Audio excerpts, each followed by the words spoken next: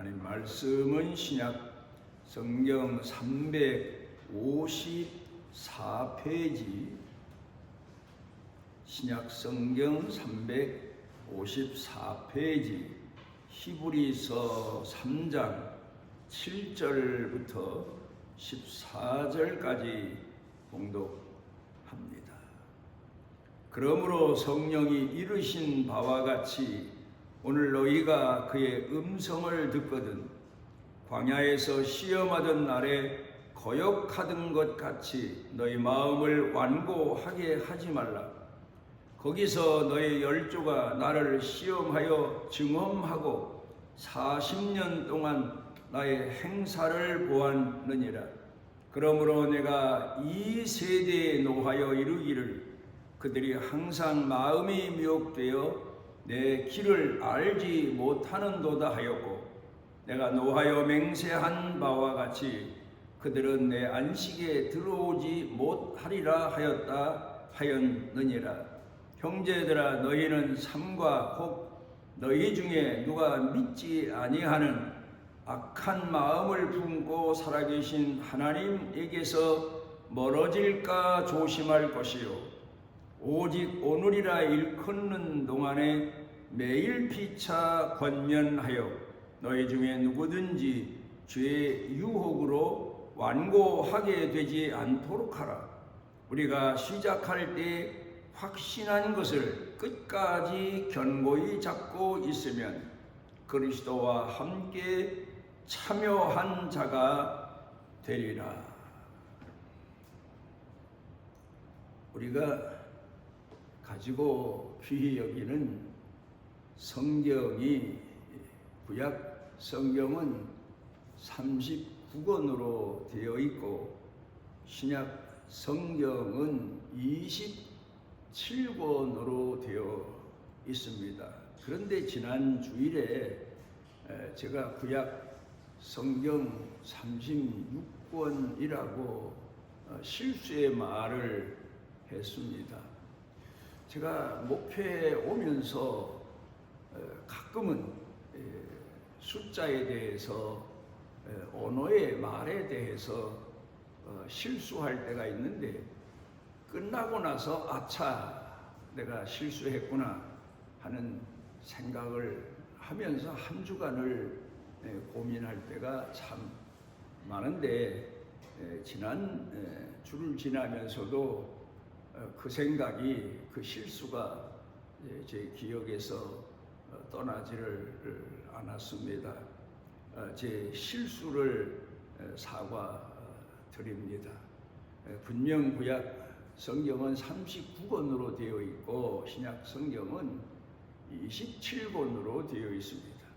제가 말씀을 준비할 때 반복해서 확인하기도 하고 또 묵상하기도 하고 또 여러 가지 면에서 깊은 생각을 하면서 준비를 하는데, 그런데 막상 말을 할 때나 또 하나님 말씀을 대언할 때 간혹 혹간 실수를 해서 민망한 그런 때가 더러 살면서 있습니다.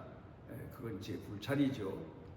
더 심사숙고해야 되고 더 확인하고 더 깨어서 각성해서 제 자신의 사명에 대해서 더 충성하고 헌신하는 그런 마음을 가져야 된다고 또 다짐을 하며 한 주간을 지냈습니다. 요 근간에 우리 사회에서 주적이라는 군대에서만 쓰는 용어가 아닙니다. 우리 사회에서 공산주의와 대처하고 있는 우리나라 국민들은 그 사상이, 주적에 대한 신념이 뚜렷하게 가지고 있어야 되고, 말할 때에도 그렇고 평소에도 그렇고 성경에서 말씀하고 있는 우리 그리스도인들의 주적 세 가지에 대해서 생각을 해 보려고 합니다. 우리의 원수가 셋이 있다, 뭐 그런 이야기일 수도 있습니다. 첫 번째는 성경 가운데서 말씀하고 있는 내용을 보게 되면 사단입니다. 마태복음 4장에 보게 되면 예수님께서도 이 땅에 오셔서 사역을 시작하실 때에 사단에게 시험을 크게 3가지나 받으셨습니다. 그리고 그 이후에도 예수님 사역에 보면은 사람을 통해서 사단이 예수님을 약하게도 만들고 넘어지게도 만드는 그런 시험을 했다가 예수님께서 알아차리시고 사탄아 내 뒤로 물러가라 하시면서 책망하신 내용도 우리가 보게 됩니다.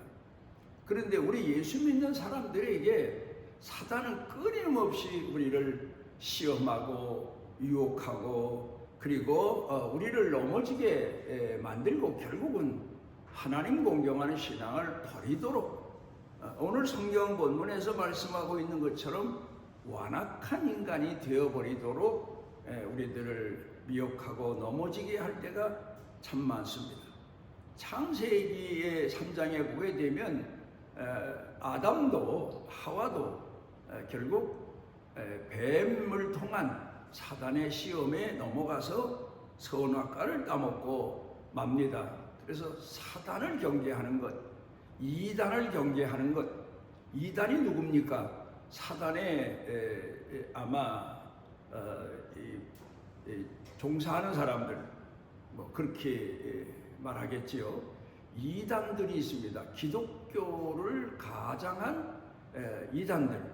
그러니까 이리가 양의 가죽을 썼다고 예수님이 외십자들을 지적해서 말씀하신 것처럼 이단자들은 곧 자기가 신이고 구세주고 메시아인 것처럼 그렇게 사람들을 미혹합니다마는 또 실제로 귀신도 우리가 사는 지금 세상에 존재하고 있습니다.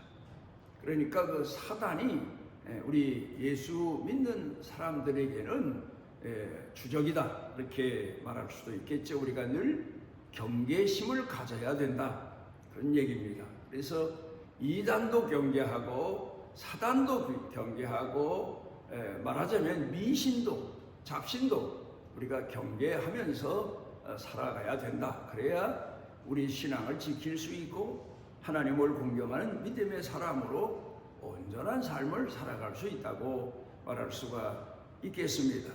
예수를 잘 믿다가도 이단의 미혹을 받아서 이단으로 빠져버리는 사람들도 더러 있습니다. 그거는 이단에 대한 사단에 대한 경계심이 상실되었기 때문이라고 말할 수가 있겠습니다. 그 다음에 우리의 주적 2번째가 있는데 그 주적이 누구냐? 타락한 세상입니다. 우리는 이 세상에 살고 있습니다. 그런데 이 세상이 주적이란 말이 아니고 타락한 세상, 향락, 환락 이런 것을 추구하는 그런 세상이 곧 우리의 주적이다. 뭐 예수 믿지 않은 사람들도 항상 경계하는 것이 환락, 타락한 세상의 향락 이런 것에 빠지지 않기 위해서 늘 경계하면서 아이들을 키우고 또 그렇게 자라가고 이제 그럽니다만은 그것도 바로 우리가 자칫 잘못하면 시험에 들고 넘어지고 폐인이 되는 그런 경우도 없지 않아 있습니다. 제가 알고 있는 이는 결국 이 향락적인 세상 또 타락한 세상 소돔 고모라 같은 세상에 롯이 갔다가 가족 아내를 잃고 모든 걸 잃고 겨우 2 딸과 자기 목숨만 부지하고 도망 나오는 그런 불행을 겪은 내용을 보게 됩니다만은 이 롯이 자기 삼촌 아브라함을 떠나서 갈 때에 다른 데로 갔어야 되는데 향락이 아주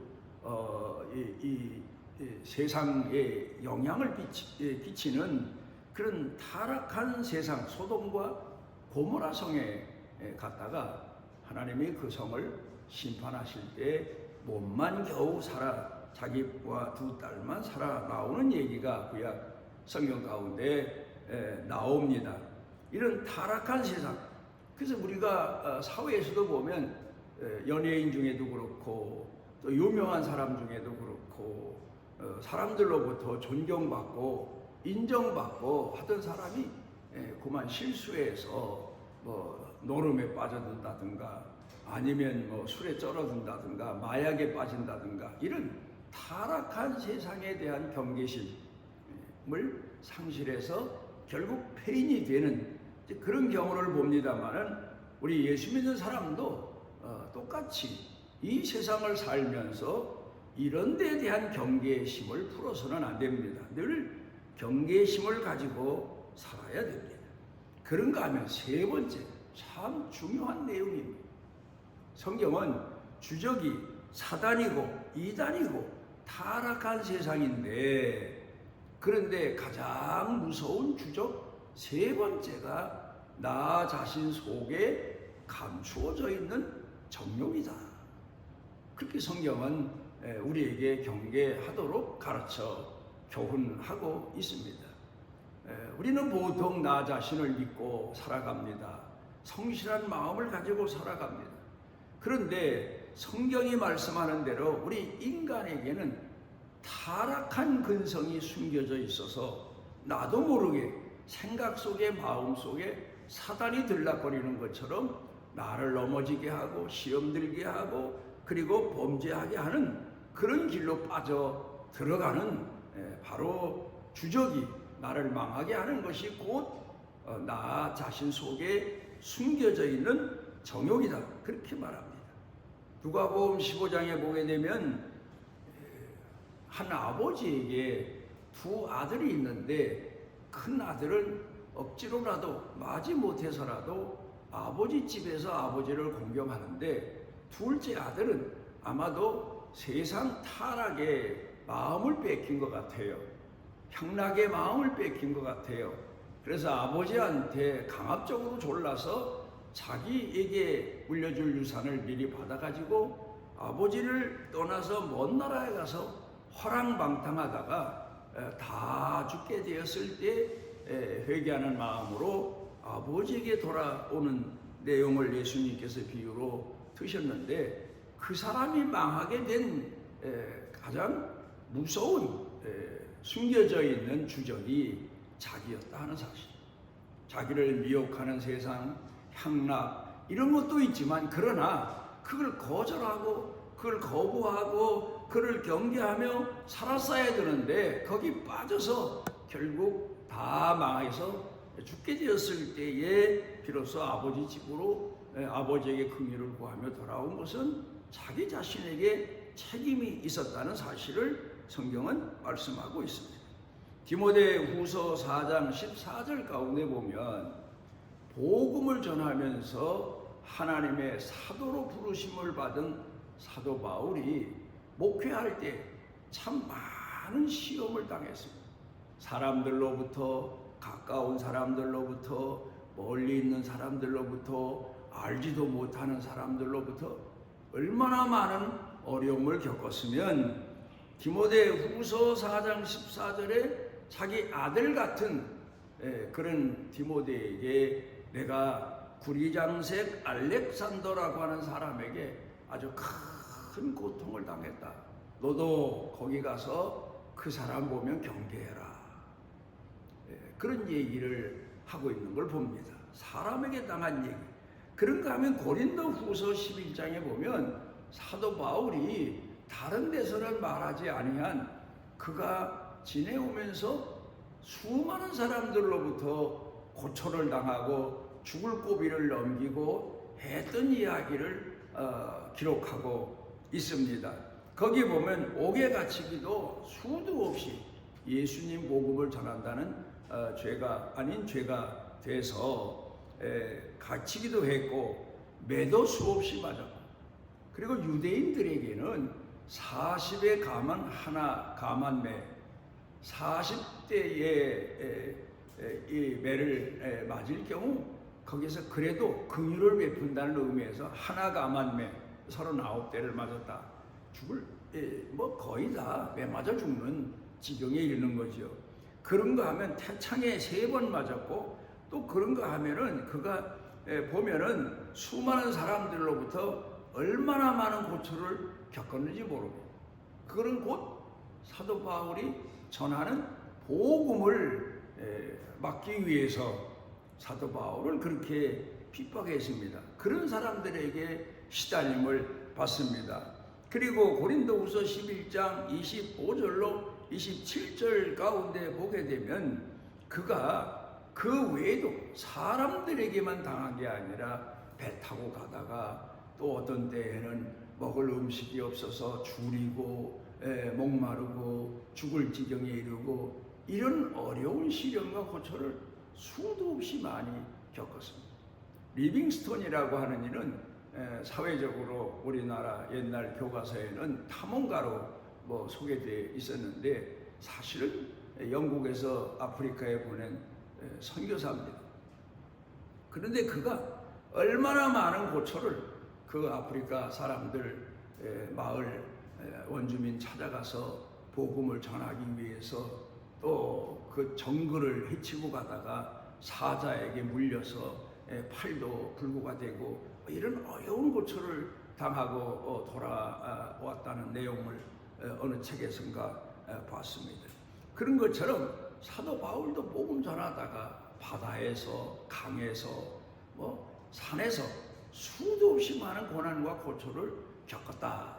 그런데 사도 바울 얘기입니다. 그런 모든 고난과 역경을 겪으면서도 신앙을 지킨 것은 참 중요하지만 더 중요한 것은 자기 자신이 자기에게 있어서 가장 무서운 적이었다. 그래서 고린도전서 9장 27절 가운데 보게 되면 자기 속에 감추어져 있는 정욕, 그게 바로 자기의 적이었다는 것을 그가 고백하고 있습니다.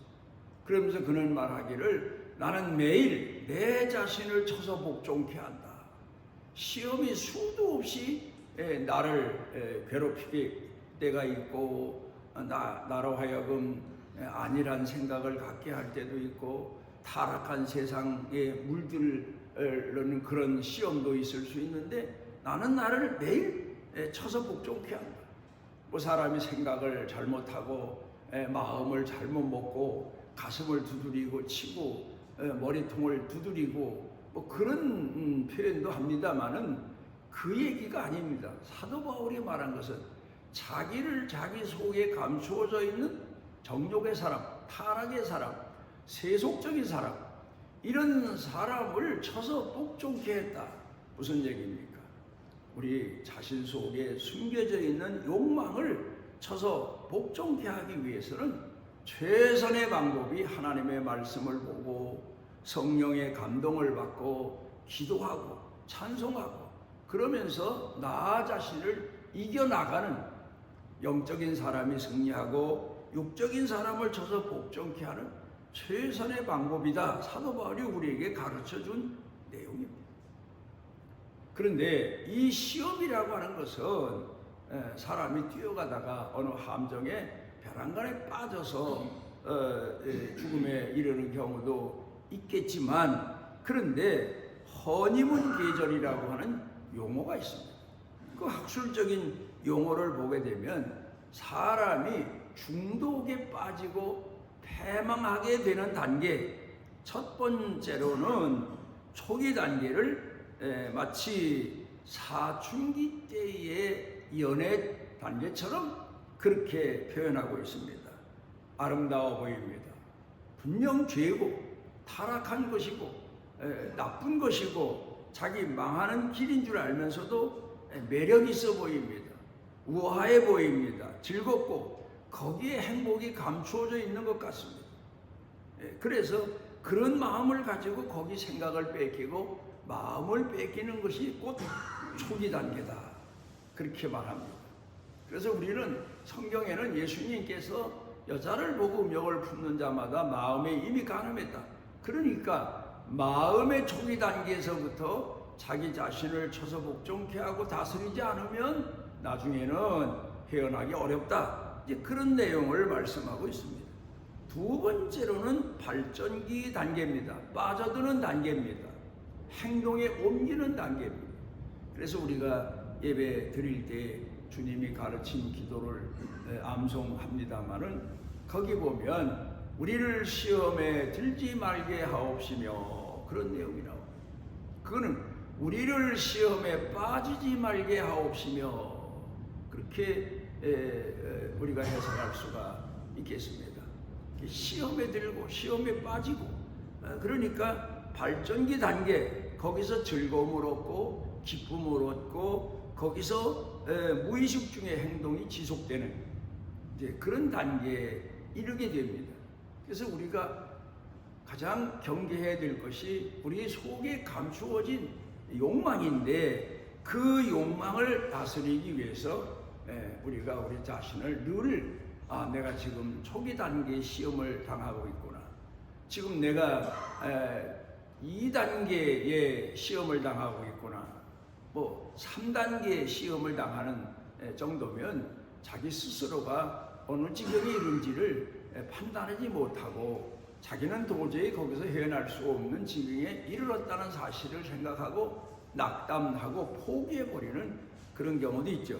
세 번째 단계가 합리화 단계입니다. 그러니까 자기는 이럴 수밖에 없었다. 이 지경이 되도록 살 수밖에 없었다. 모든 자기의 잘못을 인정하고 회개하고 잘못을 뉘우치고 통회하고 자복하는 게 아니라 자기를 합리화하는 그런 단계에 이르면 그때는 자기 힘으로는 안 됩니다. 외부의 다른 사람의 힘과 다른 사람의 능력에 의해서 그가 치료를 받아야 되고 병원에 입원해서 장기간 동안 그가 치료를 받아야 비로소 거기서 구해낼 수가 있는 겁니다. 그래서 성경은 우리 예수 믿는 사람에게 고난이 옵니다. 역경이 옵니다. 시련이 옵니다. 그런데 어떤 때에는 사단이 주는 것, 세상만 주는 게 아니라 하나님이 허락하셔서 우리가 어려운 시련을 겪는 경우도 있다. 성경은 수도 없이 그런 얘기를 하고 있습니다. 왜 그럴까? 바로 그거는 그 본인 자신이 그런 시련과 시험을 통해서 그 시험과 시련을 경험하고 체험하고 겪고 나서 더 강직한 믿음의 사람으로 서기 위해서 하나님이 그에게 시련을 주시고 시험을 주시는 것도 있다. 사단이 주는 것은 아야 넘어져서 패망해서 다시는 일어나지 못하고 구원내에서 버려지게 하기 위한 거지만 하나님은 우리에게 시련을 주시는 것은 우리의 믿음을 더 성장시키시기 위해서다. 우리가 학교 가서 시험을 보면 선생님들이 시험 보는 건 떨어뜨리기 위해서가 아니라 아이들의 실력을 늘려주기 위해서 시험을 봅니다. 군에서 훈련받는 것도 더 강직한 군인이 되게 하기 위해서 그 많은 고난을 고초를 조교들이 훈련받는 병사들을 데리고 다니면서 계속 지속하는 것은 더 강한 군대를 만들기 위해서다. 그걸 우리가 살면서 경험을 합니다. 오늘 성경 본문 말씀 가운데 보면 히브리서 3장 7절로 14절 가운데서 말씀하고 있는 내용이 바로 우리가 어리석은 죄와 유혹에 빠져서 우리 양심이 완전히 화인 맞아버리고 무디어져 버리고 세상 타락한 길로 가지 않게 하기 위해서 우리가 조심해야 되고 깨어 있어야 된다고 가르쳐 공부하고 있습니다. 여기 오늘 성경 본문에서 강팍해 된다는 단어가 있는데 이 강팍해 된다는 단어는 다시 말하면 화석화된다. 화석이 되면 도저히 돌이킬 수 없는 지경에 이르게 되는 겁니다. 그렇게 되는 경우가 많습니다. 그래서 우리 기독교 역사를 통해 보면 처음에는 신앙생활을 그렇게 열정적으로 하던 사람들이 신앙을 지켜서 끝까지 지켜서 믿음으로 승리한 사람도 있지만 이단에 빠진 사람도 있고 그렇게 처음에는 신앙생활 열심히 하던 사람들이 타락해서 세속에 빠져서 패망한 사람 얘기도 많습니다. 그러니까 우리는 하나님을 공경하는 신앙인으로서 항상 나 자신을 경계하고 나 자신을 쳐서 복종케 하기 위해서는 사도 바울이 행한 것처럼 하나님 말씀과 성령으로 충만해서 나를 쳐서 복종케 하는 최선의 방법이다. 그걸 우리가 마음에 새겨 두어야 될 겁니다. 야고보서 1장 가운데 보면 사람이 범죄하게 되는 단계가 욕심이 잉태한 즉 죄를 낳고 죄가 장성한 즉 사망을 낳는다. 그러니까 나쁜 생각, 나쁜 타락한 근성이 우리 속에 잉태된다. 마치 어린아이가 어머니 몸에 잉태되는 것처럼 그렇게 시작이 된다는 겁니다. 착상된다. 마치 어린아이가 잉태돼서 어머니 배에서 자라서 그가 꼭 세상에 출생해서 결국 자라는 것처럼 죄 단계도 이와 같다. 그러니까 늘 나 자신에 대해서 경계심을 가지고 살아가야 사단도 물리칠 수 있고 타락한 세상도 뿌리칠 수 있고 믿음으로 하나님 말씀에 순종자가 되고 충성자가 되고 믿음의 사람이 되어서 승리하는 인생을 살 수 있음을 성경 본문에서 가르쳐 교훈합니다. 기도하십니다. 오늘도 우리를 주님의 성전에 이르게 하시고 우리 마음을 쏟아 우리를 향하신 주의 말씀에 마음과 귀를 기울일 수 있도록 은총 주신 하나님께 감사를 드립니다. 우리는 평소에 하나님의 말씀이 아니면 내 자신의 속사람을 속 깊이 숨겨져 있는 타락의 근성 욕망을 볼 수 없고 느낄 수 없고 깨달을 수 없고 발견할 수 없지만 주의 말씀과 성령을 통하여 나 자신을 현미경으로 보는 것처럼 들여다보고 경계하고 그리고 하나님 앞에 바로 살아갈 수 있는 믿음을 구하는 신앙인 되도록 이끌어주시는 주의 손길의 은혜에 감사를 드립니다.